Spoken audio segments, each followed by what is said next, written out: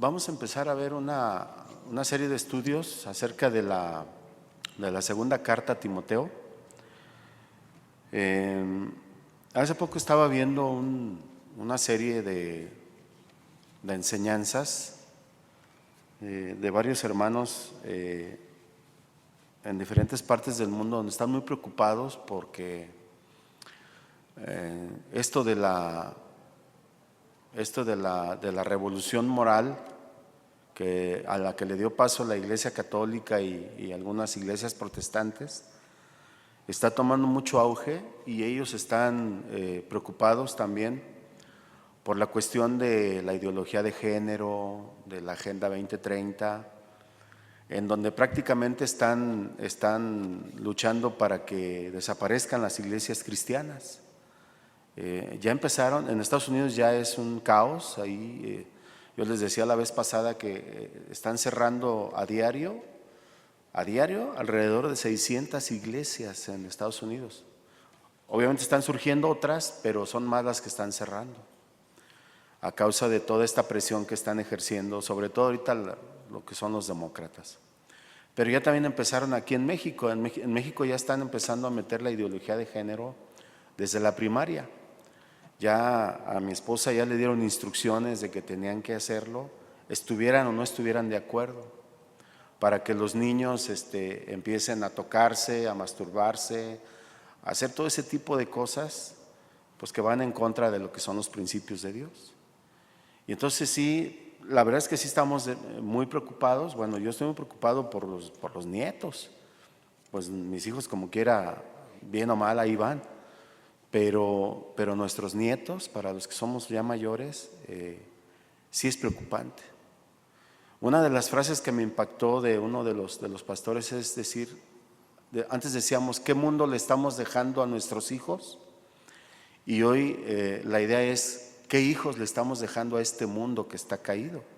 Pero siempre ha estado así. Y eso es, yo quiero ver ahorita un poquito acerca de quién era Timoteo, para antes de iniciar vamos a ver los primeros 8 versículos de la segunda carta, y ya vimos más o menos quién es Pablo, ya lo tratamos en la última reunión que tuvimos de varones, y toda la influencia que debió haber tenido, el conocimiento que Dios le dio a él de la palabra de Dios.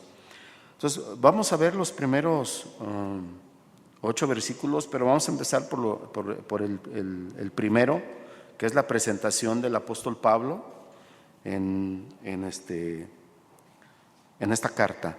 Esta carta es la última de Pablo antes de morir, digamos que es su testamento.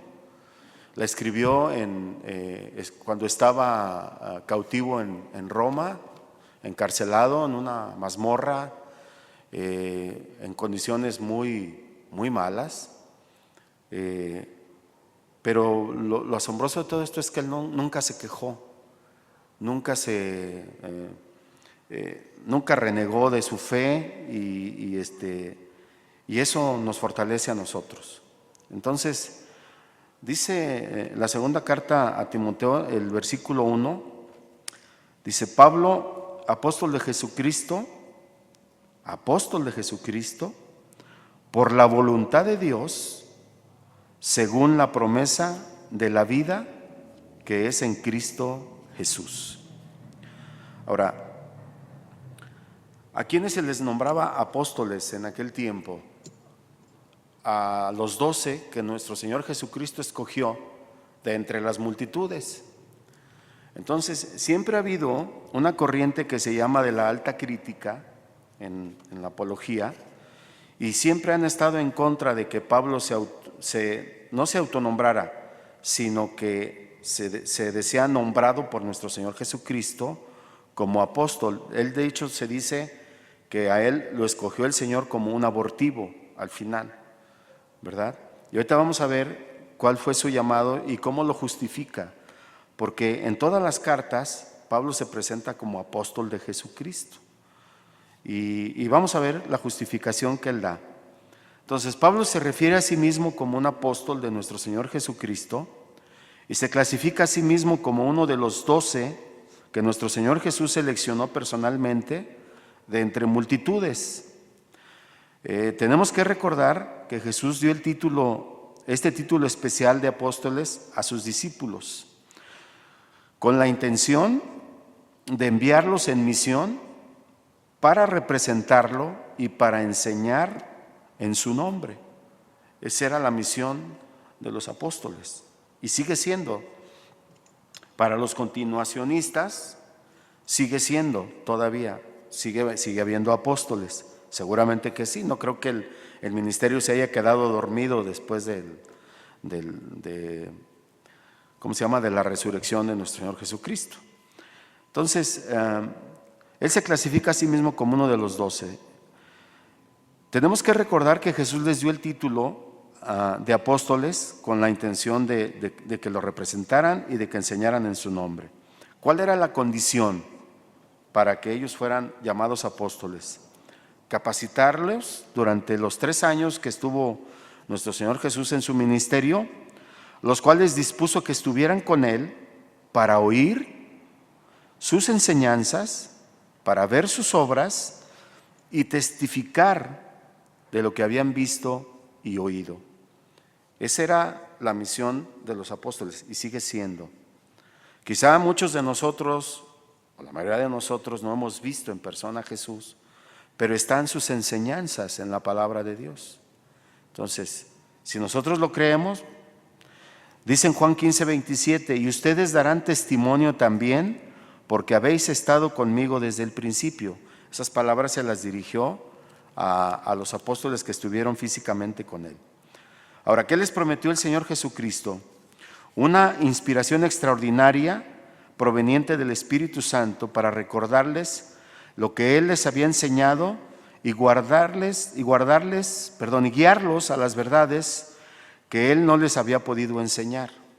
En Juan 14:25 dice, os he dicho estas cosas estando con vosotros, mas el Consolador, el Espíritu Santo, a quien el Padre enviará en mi nombre, Él os enseñará todas las cosas y os recordará todo lo que yo les he dicho. ¿Sí? Esa era la promesa de nuestro Señor Jesucristo para los apóstoles. Y es cierto, ellos cuando llegaban hablaban con denuedo. Ellos, uno de los testimonios que daban cuando nuestro Señor Jesucristo mandó a los 70, es que decían, es que nosotros hablamos y el Espíritu Santo habla por nosotros y los espíritus se someten. Entonces, eso era la influencia del Espíritu Santo y sigue siendo. Ahora, Pablo no pertenecía a este grupo, por lo que él reclama haber sido agregado posteriormente. ¿Cuándo sucedió esto? Cuando vio al Señor Jesucristo resucitado en el camino a Damasco.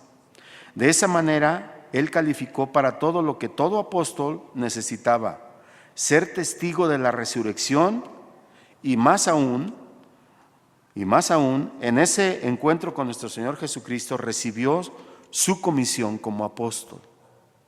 O sea, no solamente se le reveló físicamente, ¿se acuerdan el testimonio de Pablo de la conversión en Hechos 9?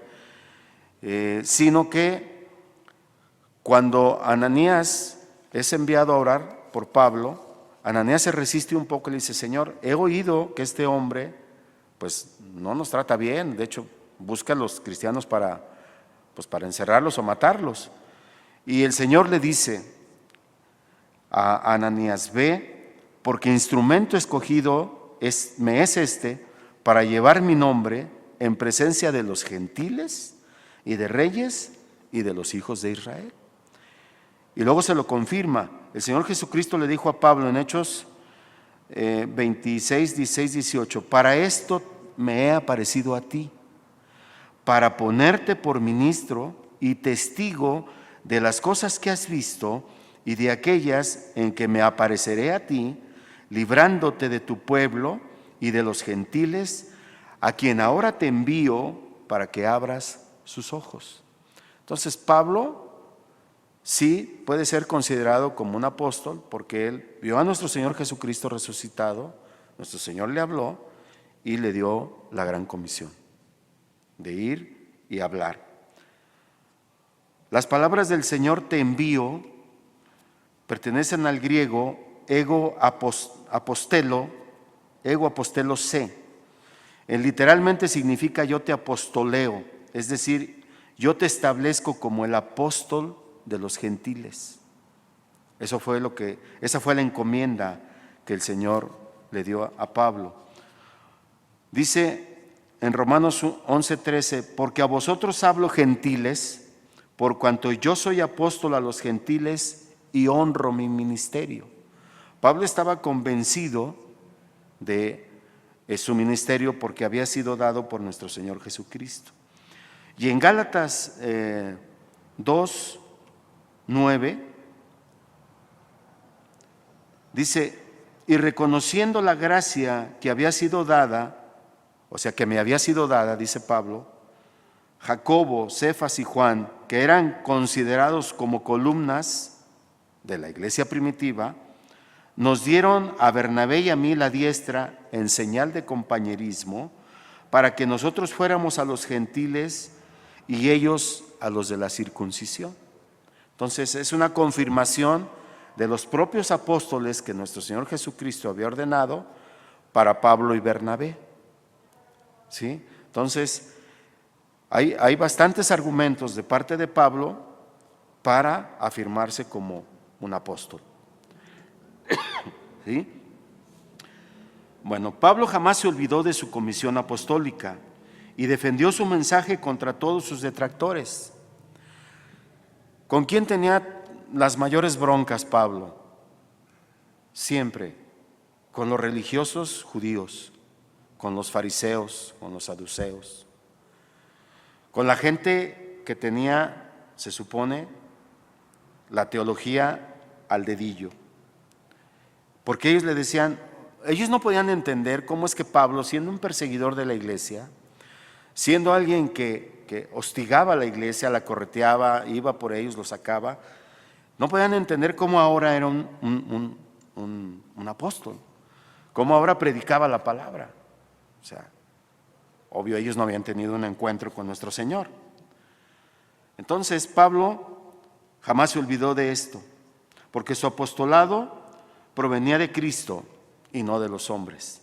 Y eso lo dice él en su presentación de la carta a los Gálatas. La carta a los Gálatas fue la primera carta que escribió Pablo. Y toma sentido el hecho de que diga en su presentación, en su saludo, Pablo, apóstol. Y luego dice, no de hombres ni por hombres, sino por Jesucristo y por Dios el Padre que lo resucitó de los muertos. Fíjense cómo hay un reconocimiento implícito del señorío de Jesús ya en esta presentación de la carta a los Gálatas. Nuestro Señor Jesucristo, al que nuestro Dios Todopoderoso lo resucitó de los muertos. Entonces, un convencimiento total. Aun cuando Pablo fue humillado por los hombres y estuvo a merced de los caprichos del emperador, siendo prisionero, se consideró privilegiado como apóstol de Cristo Jesús, el Rey de Reyes. O sea, Pablo estaba absolutamente convencido de su llamado. Siendo un fariseo radical que se oponía desde un principio, ahora se pasa del otro bando y con la misma radicalización con que él defendía el fariseísmo, ahora defendía el cristianismo. Entonces, es una verdadera conversión, es un verdadero arrepentimiento. Pablo describe su apostolado en dos maneras, o su origen, el origen de su apostolado en dos maneras. Uno, le recuerda a Timoteo en esta carta acerca de su origen, cuando dice Pablo, apóstol de Jesucristo. El origen de su apostolado provenía de Cristo. Y dos, acerca de su objetivo. ¿Cuál era el objetivo? La promesa de la vida que es en Cristo Jesús. Ese era el objetivo. Su origen era la voluntad de Dios, del griego dia telematus teu, y esto lo manifiesta al principio de sus dos cartas a los Corintios y también en las enviadas desde la cárcel a los Efesios y los Colosenses. Pero también lo podemos ver en 9 de las otras 13 cartas, incluyendo esta de Gálatas que les decía, que es la primera, y en esta de Timoteo, que es la última. Esta es el testamento de Pablo. Y él se refiere ya sea a la voluntad, a la vocación o al mandato que nuestro Señor Jesucristo le había dado y lo había constituido como apóstol. ¿Sí? Desde el principio hasta el fin de su carrera apostólica, tuvo firme convicción de su designación como un apóstol y él estaba seguro que no se originaba en la iglesia, ni en un hombre, ni en un grupo de hombres, tampoco como una autodesignación del mismo, porque su apostolado se originaba en la voluntad eterna y en el llamado histórico del Todopoderoso Dios por medio de nuestro Señor Jesucristo. O sea, Pablo estaba convencido de que Dios, el Todopoderoso, el Padre, lo escogió por medio del Señor Jesucristo. Entonces, acerca del objetivo o el llamado de Pablo, de su apostolado, está relacionado con la promesa de la vida que es en Cristo Jesús. Conviene decir que Pablo había sido comisionado primero como apóstol para formular el Evangelio, es decir, como para estructurarlo. Hay que acordarnos que en ese tiempo no estaba impresa una Biblia, sino que estaban todo el Antiguo Testamento en rollos, y quien empieza a ordenar a través de las cartas es Pablo.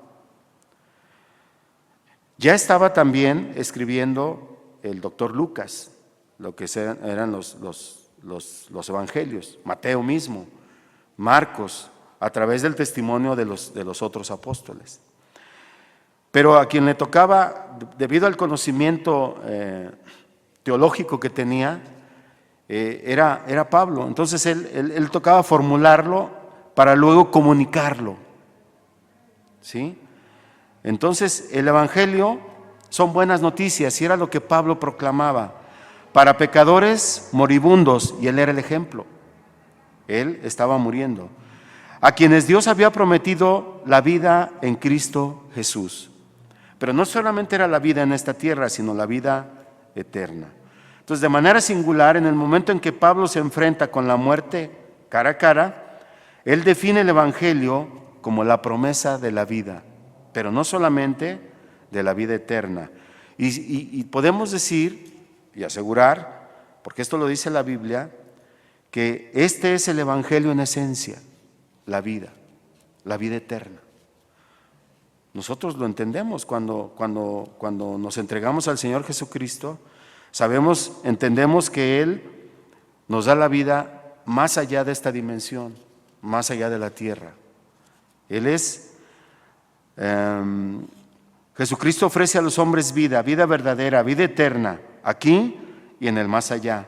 Y Pablo declara que esta vida está en Cristo Jesús, quien no solo dijo que Él era la vida, en Juan 14:6, cuando Jesús dijo: yo soy el camino, la verdad y la vida, y nadie viene al Padre sino por mí, sino el mismo Pablo lo afirma y desarrolla más adelante, cuando dice acerca de Jesucristo: quitó la muerte y sacó a luz la vida y la inmortalidad por medio del Evangelio. Eso lo dijo el apóstol Pablo. Entonces, el Evangelio hace más que ofrecer vida, en realidad y en verdad promete vida a todos los que están en Cristo, y eso es esperanzador para nosotros. El Evangelio declara en forma dogmática: el que tiene al Hijo tiene la vida, y el que no tiene al Hijo no tiene la vida. De hecho, el Evangelio o la Biblia entera bien puede ser descrita como una promesa de vida eterna. Y sí, si nosotros examinamos desde Génesis hasta Apocalipsis, el mensaje es el mismo: el arrepentimiento para vida eterna. Desde la primera mención en Génesis 3, cuando se habla del árbol de la vida, hasta el Apocalipsis, en el que el pueblo de Dios come del árbol de la vida y bebe del agua de vida gratuitamente. Todo el mensaje está encerrado ahí. La vida eterna es un don que Dios prometió desde antes del principio de los siglos, pero ahora lo ha hecho notorio por la predicación del Evangelio. Entonces, si nosotros queremos obtener la vida, hablo de la vida en el sentido espiritual, pero también en todos los sentidos. Díganme si nuestra vida material no ha cambiado una vez que nosotros hemos conocido a Cristo. Ya nuestros afanes no son los mismos. Las cosas que hacemos las hacemos para nuestro Señor. Y esto lo afirma Pablo en Tito 1, del 1 al 3, donde dice: Pablo, siervo de Dios y apóstol de Jesucristo, conforme a la fe de los escogidos de Dios y el conocimiento de la verdad que es según la piedad. Versículo 2. En la esperanza de la vida eterna, ahí está el propósito, la cual Dios, que no miente, prometió desde antes del principio de los siglos, y a su debido tiempo manifestó su palabra por medio de la predicación que me fue encomendada por mandato de nuestro Salvador. Ahí está la afirmación de esta presentación del apóstol Pablo en la carta a Timoteo. Entonces, a resumidas cuentas, esta es la manera en la que el apóstol Pablo se presenta: apóstol de Cristo Jesús.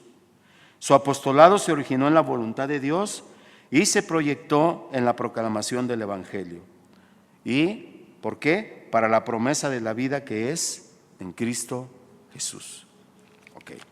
Ahora, vamos a ver, perdón, se me fue pegada una. Vamos a ver algo acerca de Timoteo. ¿A quién dirige su carta Pablo? En el versículo 2, a su hijo amado, a Timoteo. Es muy interesante, ahorita vamos a ver, de hecho nos vamos a enfocar en el resto del estudio, todo el contexto de la vida, de la cultura de Timoteo. Y obviamente obedece al lugar en donde él vivió, ¿sí? En Listra, y cómo Pablo lo encomienda a Éfeso. Entonces, Pablo dirige a su hijo amado esta carta y dice: a Timoteo, amado hijo, gracia, misericordia y paz de Dios Padre y de nuestro Señor Jesucristo. Le dice: doy gracias a Dios, al cual sirvo desde mis mayores con limpia conciencia, de que sin cesar me acuerdo de ti en mis oraciones noche y día, deseando verte al acordarme de tus lágrimas, para llenarme de gozo, trayendo a la memoria la fe no fingida que hay en ti, la cual habitó primero en tu abuela Loida y en tu madre Eunice, y estoy seguro que en ti también. Por lo cual te aconsejo que avives el fuego del don que hay en ti por la imposición de mis manos, porque no nos ha dado Dios espíritu de cobardía, sino de poder, de amor y de dominio propio. Por tanto, no te avergüences de dar testimonio de nuestro Señor, ni de mí, preso suyo, sino participa de las aflicciones por el Evangelio según el poder de Dios. Pablo llama a Timoteo su hijo amado, y en 1 Corintios 4:17 dice: mi hijo amado y fiel en el Señor. O sea, le agrega la fidelidad de Timoteo al Señor. Pablo había sido el instrumento humano utilizado para la conversión de Timoteo. Él lo consideraba como su padre espiritual. No sé si sea correcto decir padre espiritual, pero en el momento en que él le dice mi hijo amado es en el espíritu, ¿no? Asimismo se dirigía a los corintios como hijos míos amados, dice, porque en Cristo Jesús yo los engendré por medio del Evangelio. Y era el mismo caso de Timoteo. Cuando Pablo visitó Listra en su primer viaje misionero y ahí predicaba el Evangelio, Timoteo oyó y abrazó la buena noticia, de manera que al volver Pablo a Listra en su segundo viaje misionero, había allí un cierto discípulo llamado Timoteo, muy adelantado en la vida cristiana, así que daban buen testimonio de él los hermanos que estaban en Listra y en Iconio. O sea, en su primer viaje misionero, Pablo predicó el Evangelio y se cree que no solamente Timoteo se convirtió o escuchó, sino también su abuela y su madre. Porque ciertamente ellas eran judías, pero no había cristianismo en ese tiempo. Entonces, ellas eran judías y ellas seguían el Antiguo Testamento. Entonces, en Hechos 16, 1 y 2, dice, después de que llegó a Derbe y a Listra, está hablando de Pablo, he aquí había allí un cierto discípulo llamado Timoteo, y quise volver a porque dice, hijo de una mujer judía creyente, pero de padre griego. Y este es un dato muy importante. Este dato de que el padre es griego nos da mucha materia para estudiar el contexto de la vida de Timoteo y de su cultura. Y daban buen testimonio de él los hermanos que estaban en Listra y en Iconio. Ok. ¿Quién era Timoteo? A diferencia de Pablo, Timoteo no era un apóstol. Timoteo era un hermano cristiano, un ministro cristiano, un misionero y un delegado apostólico en el que Dios estaba obrando en su vida para su maduración.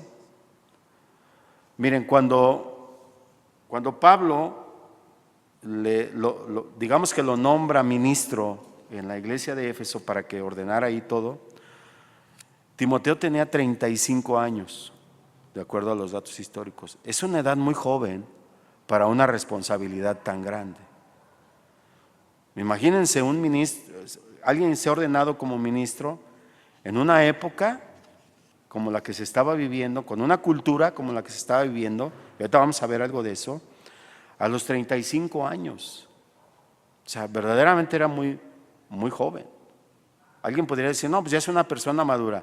Sí, pero el contexto implicaba mucho más madurez en todos los sentidos. Entonces, Dios estaba obrando en su vida para su maduración, y ya fuera en forma directa o indirecta.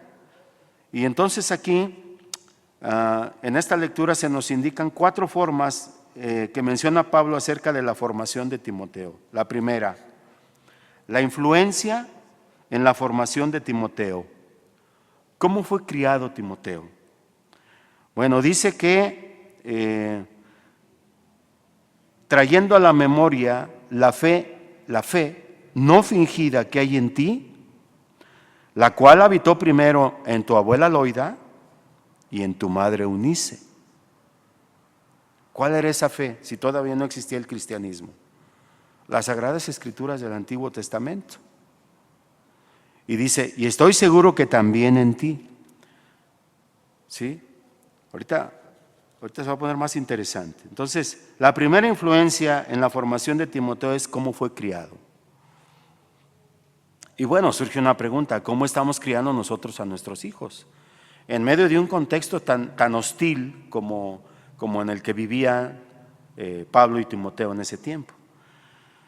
Pablo refiere en este pasaje tanto su propia esencia como la de Timoteo. Cuando Pablo se refiere a sus mayores, cuando él dice, sigo a Jesucristo con limpia conciencia, de acuerdo a mis mayores, dice, habla literalmente de sus antepasados. Y se entiende, Pablo era un maestro de la ley. Pablo era un erudito en la palabra de Dios. Solo que Pablo estaba equivocado en su búsqueda primero de Dios. Hasta que aparece nuestro Señor Jesucristo, le da el ministerio, hasta entonces ser reorientado y de una manera muy radical. En el caso de Timoteo, hace referencia a la madre y a la abuela de Timoteo en su formación. Y es importante porque cada uno de nosotros es en gran medida el producto de su herencia formativa. Cada uno de nosotros somos influenciados por quienes nos educaron, en todos los sentidos. La pregunta es, ¿cómo estamos educando nosotros a nuestros hijos? porque nosotros ya no tenemos justificación. Ahora nosotros ya conocemos de la palabra, conocemos de los principios y sabemos qué ataques incluso van a sufrir nuestros hijos o nuestros nietos. Entonces, hay una gran responsabilidad y cada uno de nosotros y cada uno de nuestros hijos en gran medida son producto de la herencia que nosotros les demos en la cuestión formativa, tanto en lo secular como en lo espiritual, pero sobre todo en lo espiritual. Entonces, la mayor influencia formativa en cada uno de nosotros han sido nuestros padres. La mayor influencia sobre nuestros hijos o sobre nuestros nietos somos nosotros. Somos nosotros. Entonces, ¿qué herencia espiritual estamos dejando a nuestros hijos? Es una buena pregunta. O a nuestros nietos. Por eso cuando leemos la biografía de alguien, nunca se empieza con la vida del autobiografiado, sino con sus padres o quizá con sus abuelos.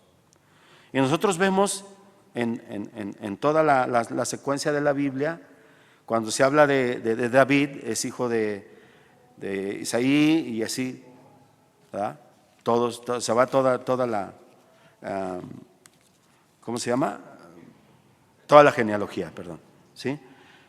Entonces, es verdad que nadie puede heredar la fe de sus padres en la misma forma como se hereda las facetas de la personalidad, es cierto. Pero un niño puede ser guiado a la fe por la enseñanza, por el ejemplo y por las oraciones de sus padres, en el caso de nosotros. Déjeme repetirlo. Un niño puede ser guiado a la fe en Cristo Jesús, por la enseñanza de la palabra de Dios, por el ejemplo y por las oraciones de nosotros, por ellos, ¿sí? Porque nos vean. Timoteo había sido criado en un hogar piadoso, sin embargo, era hijo de un matrimonio mixto y su padre era griego. Y eso tiene mucho que ver. Ahora, si nosotros nos vamos a la enseñanza de la palabra, su abuela y su madre debieron haber sido radicales en el asunto de enseñarle la palabra de Dios. Seguramente Timoteo escuchó la instrucción de Deuteronomio 6, del 4 al 9. Donde dice: oye Israel, Jehová nuestro Dios, Jehová uno es, y amarás a Jehová tu Dios de todo tu corazón, de toda tu alma y con todas tus fuerzas. Y estas palabras que yo te mando hoy estarán sobre tu corazón y las repetirás a tus hijos y hablarás de ellas estando en tu casa y andando en el camino y al acostarte y cuando te levantes, y las atarás como una señal a tu mano y estarán como frontales entre tus ojos, y las escribirás en los postes de tu casa y en tus puertas. Varias enseñanzas como esta seguramente estaban en la mente de Timoteo desde su niñez. Pero lo más probable es que su padre fuera un incrédulo. La Biblia no habla nada al respecto, simplemente menciona que él era un griego. Y Listra era una comunidad griega, casi absolutamente griega. Había muy pocos judíos, había muy pocos de otras creencias.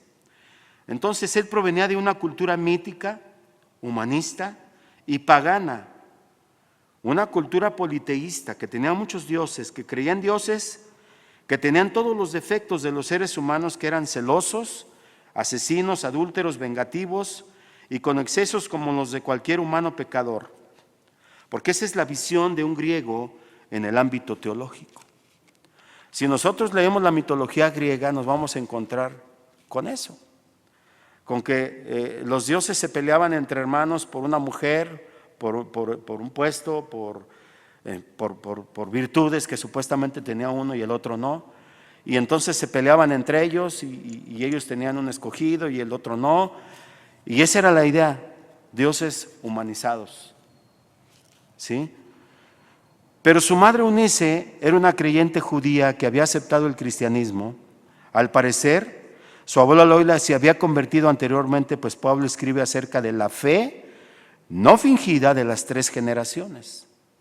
Primero es la abuela Loida, después de su madre Eunice, y también en ti, le dice a Timoteo. Entonces quizá la madre y la abuela y el mismo Timoteo debían su conversión a Pablo cuando él llevó el evangelio a Listra. Pero aún antes de su conversión a Cristo, estas piadosas mujeres habían instruido a Timoteo en el Antiguo Testamento, de tal manera que desde la niñez había sabido las Sagradas Escrituras. Y esto Pablo lo afirma en otra parte de la carta, cuando Timoteo es nombrado por Pablo como encargado de la iglesia en Éfeso, a lo que les decía tenía 35 años, pero él sabía las Escrituras del Antiguo Testamento desde la niñez. Hay un comentario de Juan Calvino, uno de los principales reformadores, y dice lo siguiente: Timoteo fue criado en una infancia de tal forma que podía mamar la piedad junto con la leche de su madre, porque fue instruido en la piedad. Refiriéndose a 2 de Timoteo 3:15, donde dice: pero persiste tú en lo que has aprendido y te convenciste, te persuadiste, sabiendo de quién has aprendido, de su abuela y de su madre. Pues dice que desde niño has sabido las Sagradas Escrituras, y que desde niño has sabido las Sagradas Escrituras, ahí está, desde niño, desde antes de su conversión, las cuales te pueden hacer sabio para la salvación por la fe que es en Cristo Jesús. Entonces, le recuerda a Timoteo: toda la Escritura es inspirada por Dios y útil para redarguir, para corregir, para instruir en justicia, a fin de que el hombre de Dios sea perfecto, enteramente preparado para toda buena obra. Y en ese tiempo no había Biblia impresa, solo pergaminos del Antiguo Testamento y posiblemente las primeras cartas de Pablo. Pero todavía no se divulgaba el evangelio como tal. Entonces, ¿dónde estaba instruido Timoteo? En la palabra de Dios en el Antiguo Testamento. Por eso dice: toda la Escritura es inspirada por Dios y útil para enseñar. Él había sido enseñado por su madre y por su abuela, ¿sí? Para redarguir todos los falsos maestros, que había muchos en ese tiempo, para corregir, para instruir en justicia, a fin de que el hombre de Dios sea perfecto, enteramente preparado para toda buena obra. Bueno, ese mismo mensaje es para nosotros. Tiene toda la vigencia. Y en 1 Timoteo 4:6, Pablo le dice: si esto enseñas a los hermanos, serás un buen ministro de Jesucristo, nutrido, alimentado con la palabra de fe y de la buena doctrina que has seguido desde su niñez. Timoteo estaba consciente por los consejos de Pablo que debía enseñar fielmente la buena doctrina, pero también debía resistir y evitar los engaños de este mundo, de su tiempo, de su cultura. ¿Sí? En su tiempo, como hoy, lo debemos hacer nosotros. Hoy nuestros hijos también están expuestos a los ataques del mundo y también tienen que resistir y tienen que evitar la influencia del mundo actual. En aquel tiempo probablemente era el agnosticismo, probablemente eran la cultura griega, la romana, que no variaba mucho. De hecho, los romanos adoptaron la cultura de los griegos y adoptaron otro tipo de enseñanzas como las de los egipcios, los babilonios. Ellos eran como un collage de religiones. Agarraban de aquí, agarraban de allá y adoraban al César además como Dios. Entonces, estaban peor. Pero Timoteo también tenía ataques de los pensadores griegos de su tiempo. Y en su casa, debido a la cultura de su padre griego, había la influencia de una religión politeísta, con dioses que tenían características de hombres pecadores, comunes y corrientes, como lo definimos. Los dioses griegos eran vengativos, mentirosos, adúlteros, llenos de mitos, en extremo místicos, pero también lidiaba con una filosofía racionalista y humanista propia de los griegos. Te voy a dar un ejemplo. Había un pensador en ese tiempo llamado Protágoras. Protágoras, su idea central, su filosofía central, su doctrina filosófica central era: el hombre es la medida de todas las cosas. El hombre es la medida de todas las cosas. Hoy tiene más seguidores Protágoras que ni en aquel tiempo. Entonces, a Protágoras se le ha llamado el padre del relativismo. Todo relativo, nada es absoluto. ¿Sí?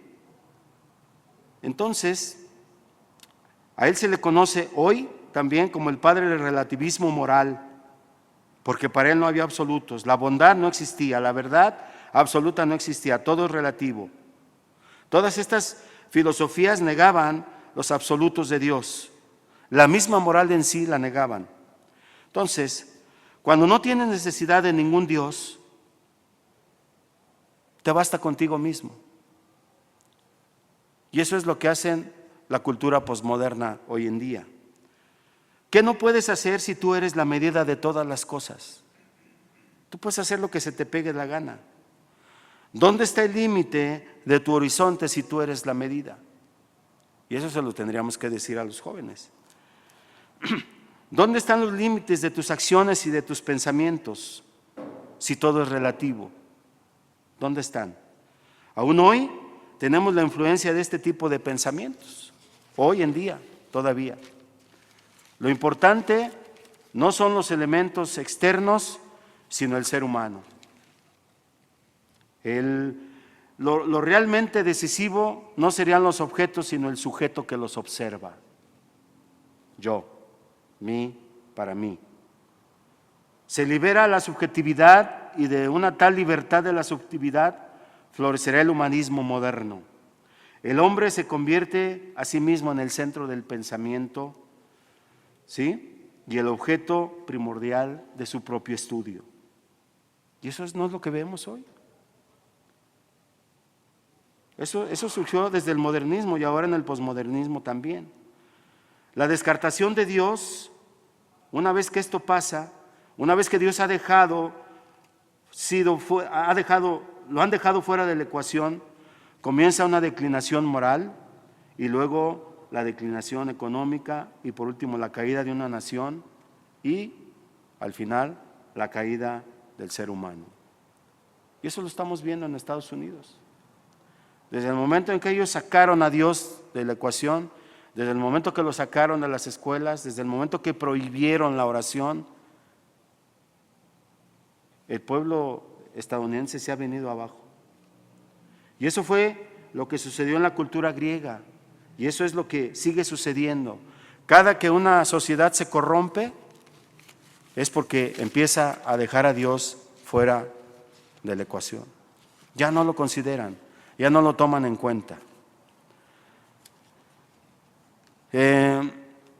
Esto no es nuevo. Esto no es nuevo.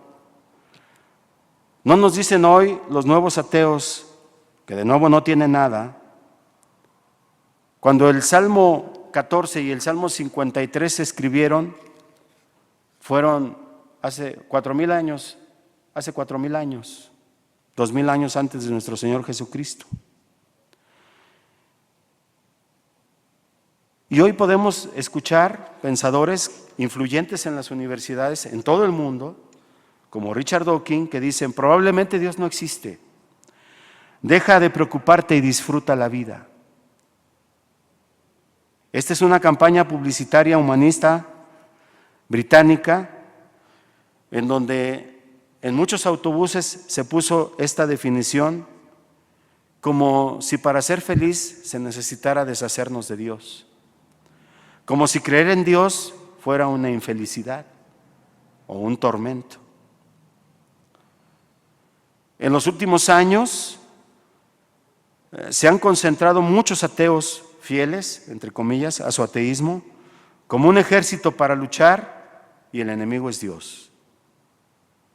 Todo, para los nuevos ateos, todos los males provienen de la religión.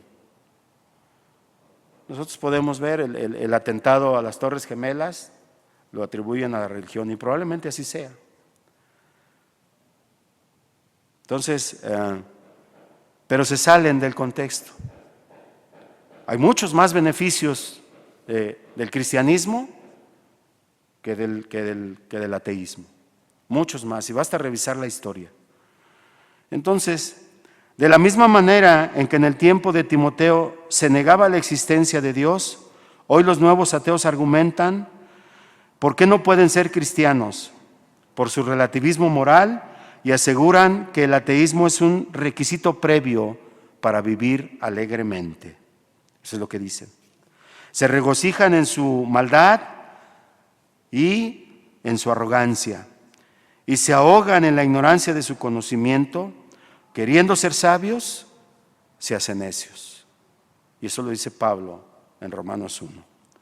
Entonces, cuando Pablo escribe la primera carta a los Corintios, la ciudad más influenciada por los griegos, una cultura consagrada a grandes inmoralidades sexuales, con una terrible idolatría, con filosofías divisivas, con un espíritu de polémica y rechazo a la doctrina de la resurrección, en especial a la resurrección de Cristo, una ciudad que tenía fama por su sensualidad y por su prostitución sagrada. El nombre de Corinto servía para indicar prácticas corruptas. Corintianizar significaba practicar prostitución. A ese grado llegaban. Y ahí predicó Pablo. Una ciudad que tenía fama de ser la sensualidad y la prostitución sagrada. Su máxima deidad era Afrodita, o la diosa Venus, la diosa de los amores licenciosos. Alrededor de 1000 prostitutas profesionales servían en el templo dedicado a ese culto. Entonces imagínense la depravación de la cultura griega. Y en Listra, donde va el apóstol Pablo en su primer viaje misionero, adoraban este tipo de deidades. Así estaba de corrompida la sociedad. Y este espíritu licencioso se manifiesta en la iglesia. Nosotros podemos ver la primera carta a los Corintios y vemos que había un cuate que estaba teniendo relaciones con su madrastra, porque les parecía lo más normal, ¿sí? Entonces este espíritu licencioso se manifestó en la iglesia, y eso explica el tipo de problemas que esta gente enfrentó en el tiempo de Timoteo. Y Timoteo ya estaba sirviendo en la iglesia. Así que no es fácil para este discípulo amado de Pablo, porque había contiendas continuas, aún quizá en su propia casa, en la casa del discípulo, un padre pagano, griego, con esta cultura pecaminosa, excesiva y licenciosa al pecado, idólatra y con tendencia a la iniquidad, y otra influencia marcada por la escritura y la sana doctrina. O sea, Timoteo se debatía entre dos pensamientos: la idolatría, esta filosofía griega, y la sana doctrina, la que recibía de su madre y de su abuela. Bueno, afortunadamente Timoteo tenía la influencia de dos mujeres maravillosas que enseñaban las Sagradas Escrituras. Las Sagradas Escrituras que tienen los valores absolutos de Dios y las manifestaciones de su existencia. Entonces, afortunadamente, pudo más en Timoteo la enseñanza, el ejemplo de su mamá y de su abuela, que la influencia de su cultura y de su padre. Y eso es muy interesante. Seguramente en la casa de Timoteo, cuando estaba en el estudio de las Sagradas Escrituras, podemos imaginar la lectura del Salmo 14. Cuando seguramente Timoteo se encontraba en la calle y alguien le decía, no, ese Dios en el que tú crees no existe. No, existe Zeus, existe Venus, existe toda esa retahíla, ¿no?, de dioses griegos y romanos. ¿Y qué dice? ¿Qué reza el Salmo 14? El Salmo 14 es una endecha, es decir, es una canción triste y lamentosa del rey David, donde habla de la decadencia humana y hace una apología de la cultura griega, del tiempo de Timoteo, del tiempo de Pablo. ¿Qué dice? Dice el necio en su corazón, no hay Dios. Yo me imagino, hay unos indicios de que Timoteo era muy sensible, de hecho era un poco tímido y quizá no era muy dado a hablar. Entonces yo me imagino que cuando lo veían su mamá y su abuela y platicaban con él, dice, es que ¿sabes qué? Es que ellos me dicen que Dios no existe, que nosotros no estamos bien, que veamos toda la cultura, todo el entorno está lleno de dioses paganos. Y yo me imagino a su abuela y a su madre diciéndole, dice el necio en su corazón, no hay Dios. Se han corrompido, hacen obras abominables, no hay quien haga el bien. ¿No estaba retratando la cultura griega, la cultura romana? Jehová miró desde los cielos sobre los hijos de los hombres para ver si había algún entendido que buscara a Dios. Decía, fíjate, Timoteo, debe de haber alguien entendido. A lo mejor pensaban en Pablo. A lo mejor seguramente había gente que se había entregado al Señor de manera radical, como ellos. Pero lo animaban y le decían, debe de haber algún entendido que busque a Dios. Todos se desviaron, aún se han corrompido. No hay quien haga lo bueno, no hay quien busque a Dios, no hay ni siquiera uno. Y Dios pregunta, ¿no tienen discernimiento todos los que hacen iniquidad, todos los que hacen injusticia, que devoran a mi pueblo como si comiesen pan y a Jehová no invocan? O sea, la cultura griega, la filosofía griega se caracterizaba y se sigue caracterizando por su búsqueda de la verdad. La cultura griega hace las palabras correctas, pero el problema es que ellos encuentran la solución solamente en los hombres. No van más allá, no buscan a Dios. Esa es la gran diferencia. Se enfocan en un humanismo radical. Parménides, el hombre es la medida de todas las cosas. Qué diferencia, ¿no? Dios, el creador de los cielos y de la tierra, Dios que nos hizo del polvo de la tierra, Dios que sopló vida en cada uno de nosotros. No, el hombre es la medida de todas las cosas. Y ahí se quedan. Sí, hacen las palabras, las preguntas correctas, pero nunca llegan a Dios. Ni siquiera Aristóteles, ni siquiera Sócrates, Platón, ninguno de ellos. Aristóteles se quedó en que el gran arquitecto era el gran pensamiento, pero no se anima a nombrarlo como Dios. Sí, hay una fuerza única, trascendente, pero nunca dice que es Dios. Siempre es una fuerza positiva. Entonces, Dios pregunta, ¿no tienen discernimiento todos estos que hacen iniquidad? O sea, ¿no son tan inteligentes? ¿No presumen ser tan inteligentes? Pero devoran a mi pueblo como si comiesen pan y al Señor no invocan. A Dios no lo invocan. Dice, ellos temblaron de espanto porque Dios está con la generación de los justos. Del consejo del pobre se han burlado, pero Jehová es su esperanza. Ahí la abuela y la mamá le están diciendo a Timoteo, Jehová es nuestra esperanza. Mira, se burlan de nosotros, no tienen discernimiento. Del consejo del pobre se han burlado, pero ¿sabes qué? El Señor es nuestra esperanza. Jehová es nuestra esperanza. Y luego, la tercera endecha se convierte en un estribillo, en una canción de alegría, que refleja la herencia de su liberación y el deseo de la misma, y se convierte en una adoración, la cual va a acompañar a Timoteo durante todo el resto de su vida. Dice, oh, que de Sión saliera la salvación de Israel, cuando Jehová hiciere volver los cautivos de su pueblo. Se gozará Jacob y se alegrará Israel. Se gozarán los gentiles, Jacob, y se alegrará el pueblo escogido de Dios. Nos alegraremos. Y cuando Jehová hiciere volver los cautivos de su pueblo, no habla de la cautividad física, sino habla de volverse al Señor en arrepentimiento y en fe. Le dice, mira Timoteo, cuando esto suceda, entonces nosotros nos regocijaremos.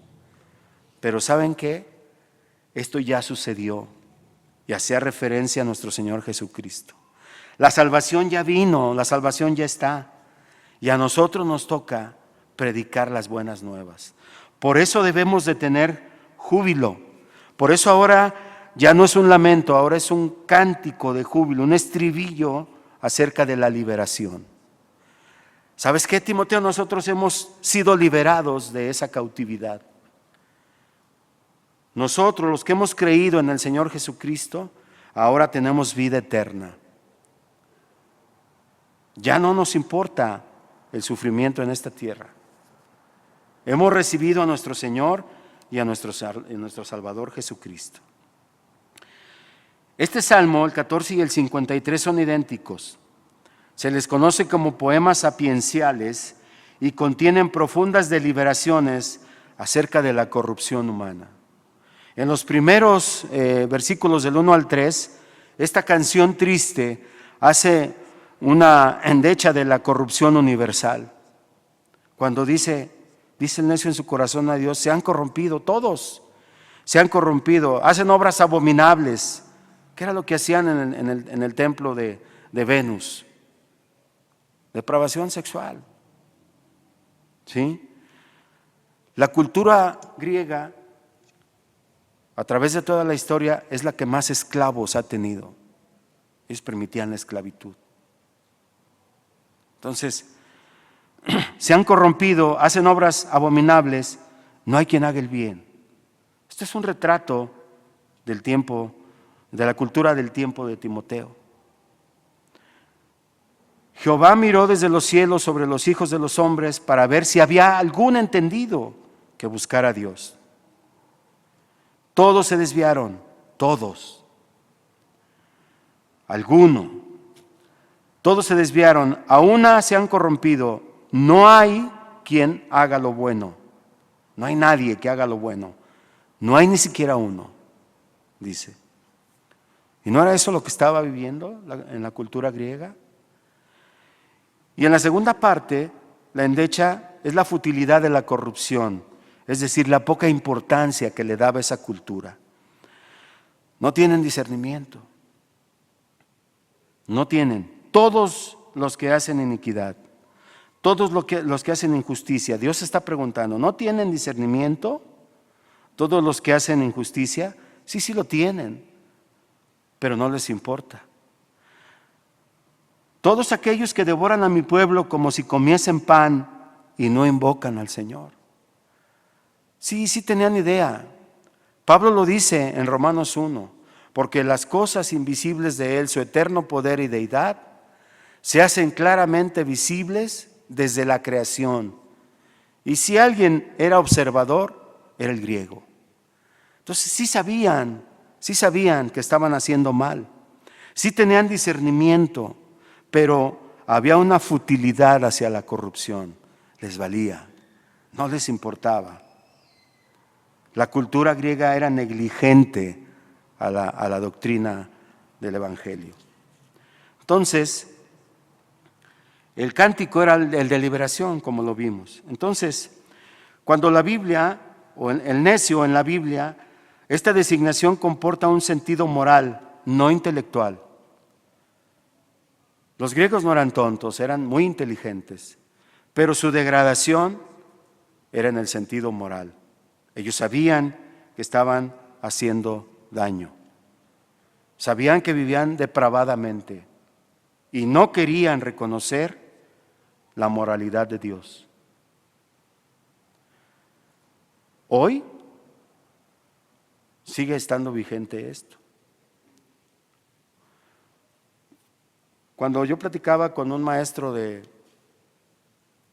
lo encontré de aquí de la época, un tipo muy liberal, de estos que siguen esta agenda y todo esto, y él me decía, ¿por qué ustedes son tan mochos, tan apagados? Le dije, no somos apagados. Somos conscientes de que hay un Dios que nos observa, que un día vamos a dar cuentas de nuestras acciones, de nosotros mismos, de nuestra familia, de nuestros hijos. Cosa que ustedes no quieren tomar esa responsabilidad. Ustedes pretenden vivir libremente, entre comillas, pero están atados a su pecado, están atados a su maldad. ¿Cómo me compruebas eso?, me dice. Bien fácil, le digo. ¿Cómo imaginas una sociedad sin robos, sin adulterio, con respeto a los ancianos? Eso no existe, le dije, pero está en los 10 mandamientos. Son las leyes morales. ¿Cuánto dinero se ahorraría el Estado en todos los divorcios que se llevan a cabo? ¿Cuántos abogados se pagan? ¿Cuánta destrucción de la familia hay por un divorcio? Porque no es solamente las dos familias, es todo el contorno. Dije, ahora imagínate una sociedad honesta que no robe. No habría narcos. Esa es una utopía. Le dije, sí, probablemente. Pero eso es lo que mi Dios quiere. Eso es lo que yo pregono. Yo no pregono una falsa libertad. Ahí tenemos libertad en el Señor. Dios pone los límites y de nosotros depende acatarlos o no. Ustedes se han salido del límite. Ustedes se han salido del horizonte. Ya no disciernen entre el bien y el mal. Ya no. Para ustedes lo más común es que si alguien se siente mujer encerrada en el cuerpo de un hombre, pues entonces proclámate mujer, o viceversa. O si eres un gato encerrado en el cuerpo de un hombre, pues eres un gato. Y no es cierto. Dios nos hizo a su imagen y a su semejanza. Punto. Y debemos reflejar esa imagen y esa semejanza. Y Dios es un Dios perfecto. Pero no entienden. Ellos no entienden. Son necios. No son tontos, son inteligentes. Entonces, dice la palabra de Dios en el libro de Isaías 32, 6, 8, dice acerca del necio: porque el ruin hablará ruindades y su corazón fabricará iniquidad para cometer impiedad y para hablar escarnio contra Jehová, dejando vacía el alma hambrienta y quitando la bebida al sediento. Las armas del tramposo son malas, trama intrigas inicuas para enredar a los simples con palabras mentirosas, con sofismas, y para hablar en juicio contra el pobre. Los sofismas solo buscan verdades a medias porque solo quieren ganar la discusión, pero no buscan la verdad absoluta. Esa era la labor de los sofistas, ¿sí? Por eso Sócrates decía, yo solo sé que no sé nada, y era el punto de inicio de su conversación. Algún día hablaremos más de eso, pero es que esa es pura filosofía. Entonces, dice, sin embargo, dice Isaías, pero el generoso pensará generosidades y por generosidades será exaltado. Hablando del justo. Nuestro Señor Jesucristo lo dijo de otra manera, de las riquezas del corazón habla la boca. ¿Sí? Por último, los todos y los ningunos hacen que las acusaciones sean universales y sean aplicables hoy en nuestra vida. Tienen vigencia hoy, en nuestro tiempo. Por eso Romanos 3, 10 al 12, cuando Pablo está discerniendo, dice, Pablo explica que todos hemos pecado. Dice, ¿qué pues? ¿Somos nosotros mejores que ellos? Hablando del pueblo judío. En ninguna manera, pues ya hemos acusado a judíos y a gentiles que todos están bajo pecado, como está escrito. No hay justo ni aun uno, no hay quien entienda, no hay quien busque a Dios. Todos se desviaron, a una se hicieron inútiles, no hay quien haga lo bueno, no hay ni siquiera uno. De manera que bajo la perspectiva del Salmo 14, no hay esperanza para nadie, porque define de manera muy clara la perversidad y la exaltación del propio ser humano. Pero afortunadamente, después del Salmo 14, continúa el Salmo 15. Y el Salmo 15 exalta, hace la reflexión de los buenos. Qué interesante, ¿no? Este orden. Dios está dando una explicación acerca de la maldad y de repente en el Salmo 15, como si le dijeran a Timoteo, Timoteo, ¿qué dice la palabra? ¿Quién habitará en tu tabernáculo? ¿Quién habitará en tu casa, Señor? ¿Quién morará en tu monte santo? El que anda en integridad, el que hace justicia, el que habla verdad en su corazón y que no calumnia con su lengua, ni hace mal a su prójimo, ni admite reproche alguno contra su vecino. Aquel a cuyos ojos el vil es menospreciado, ¿no estaban siendo ellos menospreciados? Pero honra a los que temen al Señor y que aun jurando en daño suyo, no por eso cambia. Quien su dinero no dio a usura, ni contra el inocente admitió cohecho. El que hace estas cosas no resbalará jamás. Qué lección, ¿no? Tan hermosa. Bueno, hay todo un desglose, pero ya debido al tiempo no lo vamos a hacer. Hay todo un desglose de este salmo en donde explica el porqué de las preguntas, las respuestas, cuáles son positivas, cuáles son negativas, los versículos, pero ya es tarde, no lo vamos a alcanzar a ver. Entonces quiero concluir con eso. Estos son algunos de los consejos que Timoteo recibió de su madre y de su abuela, lo que vimos. Y cada uno de nosotros en gran medida, como decíamos, es producto de la herencia espiritual de nuestros padres, y nuestros hijos, a su vez, van a recibir la herencia que nosotros les damos.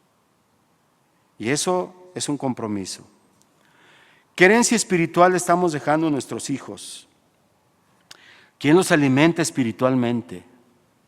¿Nosotros o el mundo? ¿Cómo estamos instruyendo a nuestros hijos para la salvación? ¿Cómo los fortalecemos para resistir a los ataques del enemigo, del mundo? ¿Cómo los fortalecemos para resistir el ateísmo, el agnosticismo, las doctrinas orientales, el posmodernismo, la nueva era, el feminismo? Todas estas cosas que atacan a la familia y atacan a Dios. ¿Qué estamos haciendo para instruir a nuestros hijos?